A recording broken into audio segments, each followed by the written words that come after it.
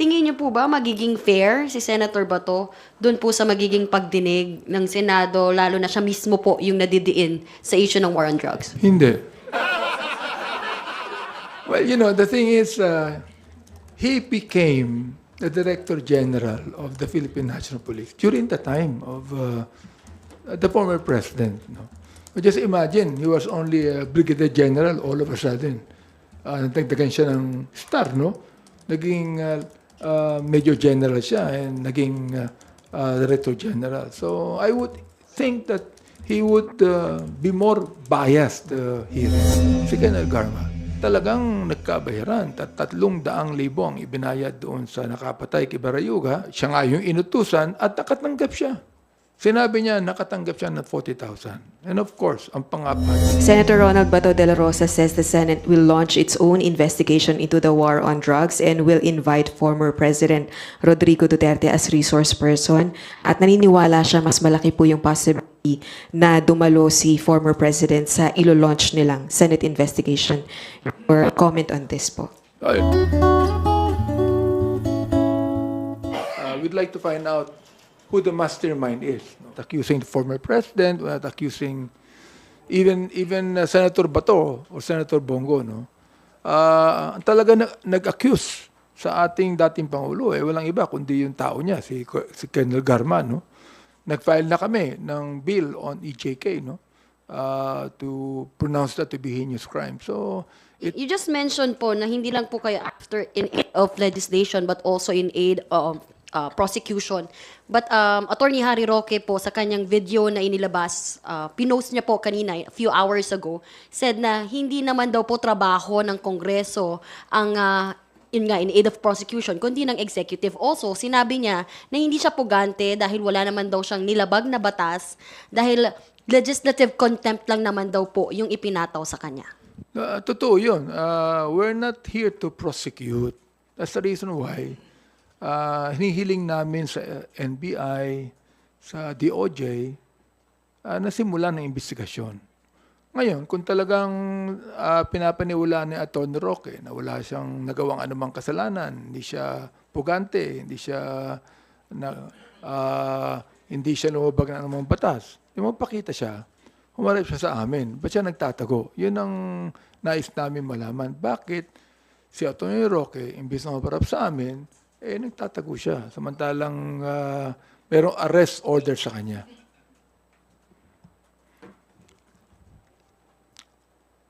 Hi, Sir. Zandro Ochona pa from Billionario. Sir, so aside from the Intel funds, are you looking at other sources of yung funds na ginamit for rewards?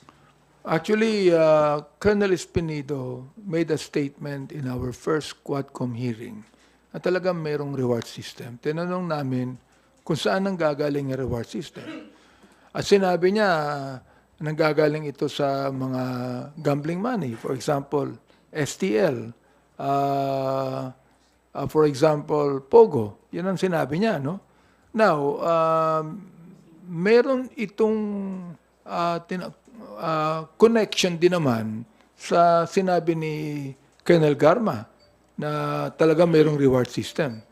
Although hindi niya talaga tinukoy kung ito ay galing sa STL. Tinukoy lamang niya na mayroong pondo na nakalaan dito, may nagtatago ng pondo nito, things like this. So, sir, pwedeng all of the above? Pwedeng Pogo, STL? Pwede. More than one? Yes, pwede. Pwede rin na kung yan ay talagang operational expenses at tinatawag. Siyempre, that would appear. Mag-a-appear yan sa COA, mag-a-appear yan sa pag-imbestiga doon sa mga intelligence fund and confidential fund na nakalagay ng operational expenses. Ang gusto nating malaman, paano ginamit itong operational expenses na ito? Kasi actually, pag sinabi nating operational expenses, na binibigay bago ang operation. O, hindi binibigay yan after the operation. So it's not actually a post-operational expenses. But before any operation can be done, merong tinatawag nating operational expenses. We understand that. Oo. But not the reward for policemen killing another person for that matter. So sir, possible na dirty money yung ginamit for the reward system. It can be possible. Yes. Oo. And sir, last na lang on my part. Yung may binabanggit si Colonel Garma na yung COPLAN pala, sir, hindi pala pinapondohan ng PNP. Yung COPLAN po, yung mga planned na operations. Hindi pala siya pinapondohan ng PNP, nakasanayan na daw on ground na pumupunta yung mga pulis sa mayor. May ganun po. I do not know a lot of things about that. Although, syempre, ang atin namang mga kapulisan, pumupunta yan sa LGU, no? Especially kung talaga meron silang operations. And they would be asking the LGU for help. Okay lang yun eh. Okay lang yun eh. Unless otherwise, ang talagang papatay nila, mayor din naman. The thing is, in the past, in the last administration, I think there were 9 mayors that were actually killed. Yun nga sir, would we go as far as isa-isahin, tignan yung mga kaso na rin na ito kung connected?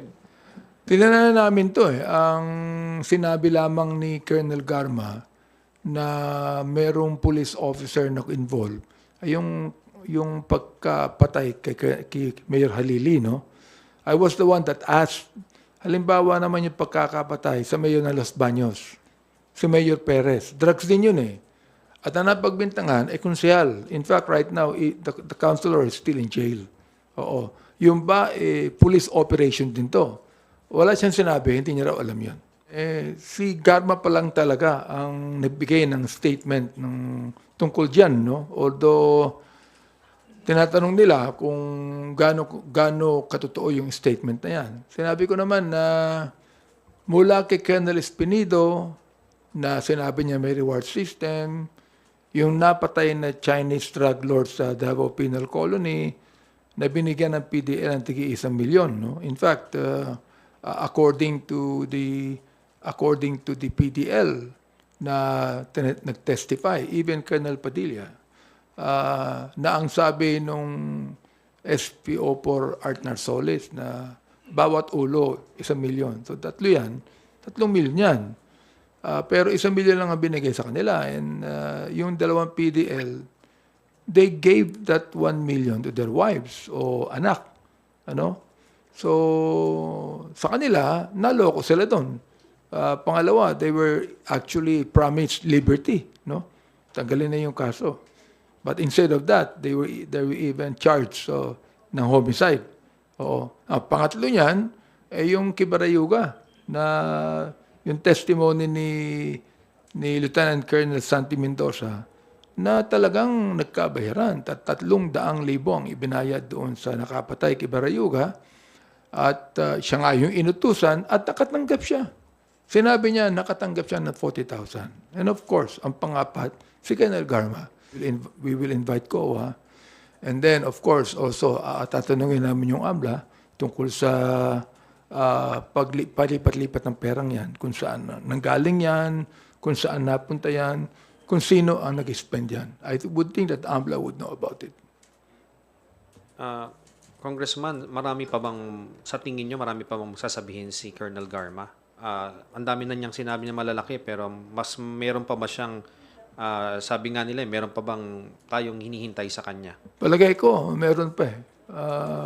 Hindi ko pwedeng isawalat sa lahat sa inyo. Meron pa. In fact, meron nang nagka-come forward sa amin on their own na nagbibigay ng salaysay. We still do not know kung ano yung sunumpiang salaysay yan. In fact, yung affidavit na ginawa ni Garma, nagulat kami lahat kasi binigay sa amin yan. Nagkaka-com hearing na kami. That was given to us. Oo, kaya nagulat kami sa revelation ni Colonel Garma. Si Leonardo po, si NAPOLCOM Commissioner, kailan po siya magsasalita at sa tingin nyo, may malaki din ba siyang papasabugin? Until such time that Colonel Leonardo would submit to us a signed affidavit, doon namin siya isasalang. Doon lamang. We we still do not know what the status of his mind is. Pero meron na bang inclination na magte-testimonya siya, kagaya po ni Colonel Garma? Sa akin palagay, no, sa akin lang, no, personally, palagay ko meron na eh. We only do not know when that would be, or perhaps in our next hearing, he'll be submitting to us ang isa kanyang sign na sinumpaang patsalaysay, whatever it might be. Sana this coming October 22, no, supposedly, when we have the next hearing, na may sasalang namin si Colonel Leonardo. Senator Ronald Bato de la Rosa says the Senate will launch its own investigation into the war on drugs and will invite former President Rodrigo Duterte as resource person. At naniniwala siya mas malaki po yung possibility na dumalo si former President sa ilo-launch nilang Senate investigation. Or comment on this po. Very good. In fact, sabi ng Bible, 2 is better than 1. Oo. Pero may partner na kami sa Senado when it comes to investigation. How about yung possibility na humarap mismo si former president sa kanila and yet dito sa atin po sa Quadcom? It seems like, yun po, although nagbigay na po ng statement si former president na willing siya na umaten, pero mas malaki yung possibility sa Senate siya humarap. Well, it might be. It's up to him actually. Although he in-indicate na niya na haharap siya if he's invited. No? So, sa amin, okay na okay yun eh. Hopefully, he will come and clear the air and say what he would like to say. You mentioned earlier, Kong, na next hearing, EJK ulit yung topic. Are we not going to formally invite the former president to finally face the Quadcom amidst these allegations po against the war on drugs? We will still talk about if we are going to have the EJK or the POGO or the drugs about it. But definitely, we're going to invite the president. I do not know when, no? Sa akin, if we're going to invite the former president, hindi muna namin iimbitahin ng maraming mga iniimbita namin, no? So that he could be able to freely say his piece. Mahirap naman kung napakaraming iimbitahan namin and then maghihintay siya na matagal. We do not want that to happen. Sorry, sir. Pero hindi ho ba maaapektuhan yung pong inyong investigation na ginagawa kung sa Senate siya unang humarap dahil naka-8 public hearing na po yung Quadcom and palagi pong nadadrag yung si former President Duterte? Hindi naman siguro sapagkat malalaman naman namin kung ano nga sabihin niya sa Senado. Eh. Whatever he will say, no, babantayan namin maigi yan. Eh. I asked Secretary Panelo yesterday about po yung plano ng Quadcom to investigate the possible use of Intel fund to fund the reward system Yes. in killing drug suspects. Ang sabi niya, one cannot launch a successful war on drugs without effective legal strategy, which necessarily will involve funding from the government. Police operations must be sufficiently financed for effective enforcement of the laws against drug trafficking. But he did not mention flat out na we did not use the Intel Fund. Wala siyang ganong statement na categorical. Do you think, how do you find that statement? Is that statement, lack of categorical statement, just confirms what the others have testified po sa Quadcom? Yeah, I respect his own legal opinion on that. No? Marami naman siguro mga legal opinions ng iba't ibang abogado. No? That is his own legal opinion. So, sir, confirmation kaya yun na nagamit nga yun, sir. He did not ang haba ng statement niya, but he did not mention about anything. Hindi namin ginamit yan. Anong ibig sabihin ng hindi namin ginamit? Kasama siya ron? Sir, kasi I was asking, tingin niyo po ba magiging fair si Senator Bato doon po sa magiging pagdinig ng Senado, lalo na siya mismo po yung nadidiin sa issue ng war on drugs? Hindi. Paano niyo pa nasabi, sir? Well, you know, the thing is, he became the Director General of the Philippine National Police during the time of the former president. No? But just imagine, he was only a Brigadier General all of a sudden. Nagdagdagan siya ng star, no? Naging Major General siya and naging Director General. So I would think that he would be more biased than actually balanced in that hearing. No? Sir, how about po yung mga narco generals? Are you going to invite them? Wala po kasing na-file na case at wala din pong nailutang na evidence. Nabrand po sila dahil close sila sa isang presidential candidate kay former DILG Secretary Marojas na identified doon sa Novotel. Sinabi na pong narco generals agad. Pag amin na pong iimbestigahan ng drugs, dangerous drugs, palagay ko we will now be able to know and invite who the narco generals are. At this point in time, hindi pa masyado naming pinag-uukulan ng pansin yan. Baka meron pa kaming bubuksan na ilang mga nangyari mga injustices na dapat malaman ng taong bayan at dapat buksan uli. Oo. Sapagkat ito hindi na napag-usapan. No?